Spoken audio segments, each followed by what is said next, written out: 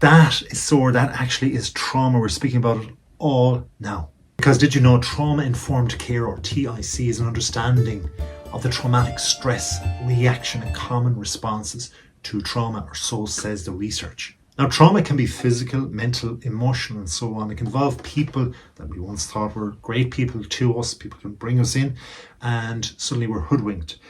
Trauma can happen in a very physical way. It can leak into us mentally and emotionally. If it's going from an emotional way, it can go back to us mentally and then back into us physically. It can swim around our bodies. We can heal it by therapy, by seeking therapy with a qualified mental health professional who specializes in that specific trauma, be it in person. And the great thing now with the internet is online, which also means if it's healing you want, well, healing in many ways is a very subjective way. So if you think about it, that means if your best mental therapist, for example, from an emotional or mental trauma is overseas, then you can actually go on their webpage, their website, go with them through fantastic means such as using a video or whatever else, and with the technology that's out there, speak with them. A lot of the therapy out there is talk therapy, where human beings look in each other's eyes, or as best they can online, and certainly in presence of somebody, look at each other, be and use the energy of each other so that you can heal somebody. The expert has the speaking ability, also have you do too, so you can share your feelings. If you can't get the specific words, they will try to eke it out of you. This is what they're trying to do. They've spent many hours to do this. That's one way of doing and helping yourself. Another way though, if you are, and I know a person, for example, in my life who committed to wonderful confidence in me, which was wonderful knowing that I had the background, said, I can't afford that. Therapy is too expensive. Yes, it will help, but I need something a little bit more cost effective just so I can help this person that's close to me. Well, try a support group, because support groups can have wonderful people that may have trained and not used this because for whatever reason they went a different route in life and they just want to help others. There could be people that have gone through exactly what you've gone through and have come out the other end, and they can give you honest, to God, sincere, authentic advice. So if you join a support group for, say, individuals who have had this particular trauma, then you're connecting with others who understand, they certainly do, your experiences, and they can provide some form of validation or empathy, which is hugely important. It can lift the weight off your shoulders and allow you to begin to assess things a little bit more objectively.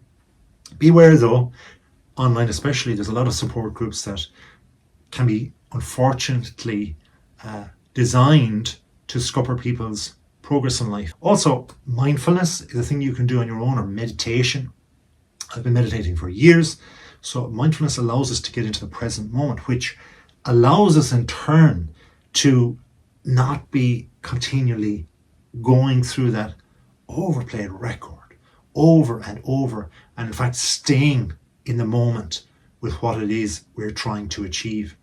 Mindfulness and meditation allow us to feel like our breath is there, so therefore when we use our breath and our mind only towards being attentive towards that breath, this breath right now, inhaling and exhaling, and you multiply that over time, it really truly allows you to see things an awful lot easier. It allows you to have coping mechanisms in the future, be it in an hour, a month, or whatever time, where that broken record comes back into play if you're in that particular place, that physical place where the memory occurred in the first place, where the worst trauma ever happened.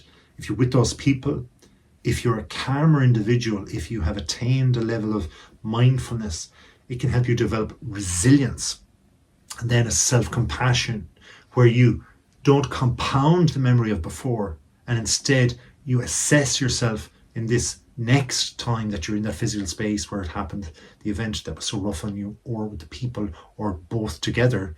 And instead you start going, you take a breath. Why? Because you've already learned the breathing techniques, and you go, wow, I can actually move on from this. So these are things that are welcome. Physical activity is another one. Why? Well, because physical activity allows us to be able to just be in the moment. If you are putting yourself physically under enough stress within a certain time frame, and you have gone to a fitness professional who's qualified and experienced, does all the metrics on you, such as your weight, your height, your age group, your particular amount of activity in the past, your favorite and most sustainable activity, such as maybe running because you played field sports versus playing hockey because you played hockey at a high level when you were younger. And if you're older now, they know how to sustain the activity. So therefore, with that, they know that you're going to engage in it. And if you do that, you actually get fitter. By getting fitter, you feel better. By feeling better, we're more present. By being present, then when we're running, we're doing the activity. Guess what? We're only focusing on our breathing and how our body's feeling today. My legs are tired after last night. A little bit slower I must go right now. Or I must lower my arms a little bit because I was lifting weights yesterday. And so there's a lot of upper body strain here. So you're getting more physically aware of yourself. It will help absolutely without a shadow of a doubt. Next thing is creative expression. Some people instead find it much easier to explore creative outlets. Now, this could be a variety of things. We could have writing. Think back for a moment to the time where you were in, say, elementary school or even younger, and there might be things that you did there with a pencil. Remember the old pencils? Gosh, I love pencils. Even topping them, right? And using the likes of lovely music around you, even the music of when you were very young, before you experienced that traumatic event. If you can go back to that, create that little cocoon in your, say, bedroom, a corner of your bedroom, maybe downstairs with this light shining in, have as many sensational things that are welcoming and making you feel expressive and creative through maybe writing or music or dance as a means of, say, expressing yourself.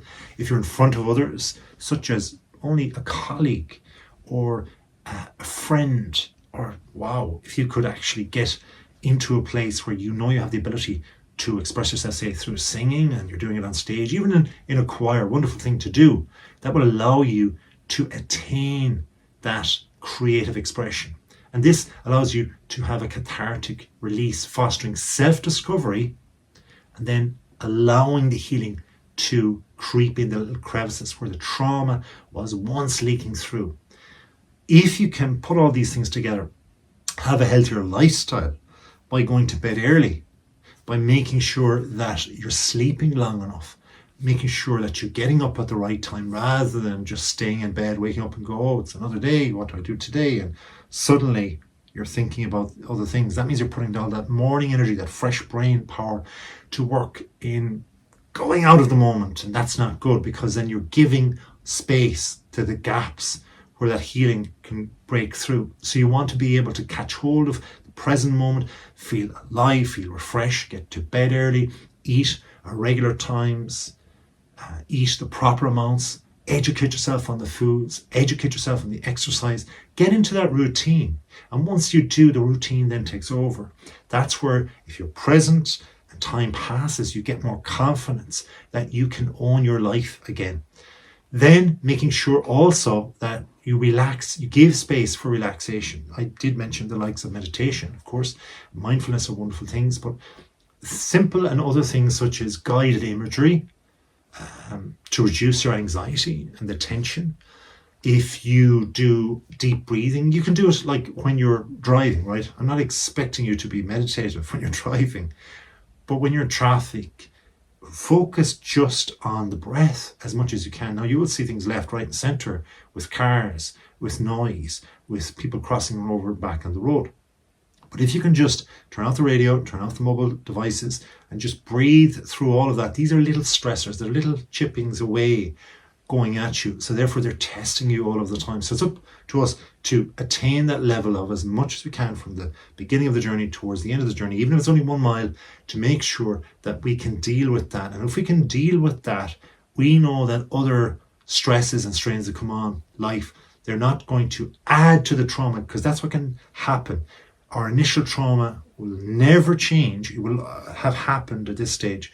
So we need to make sure that when we go forward, we have all these techniques, our different lifestyle, so that we can help ourselves.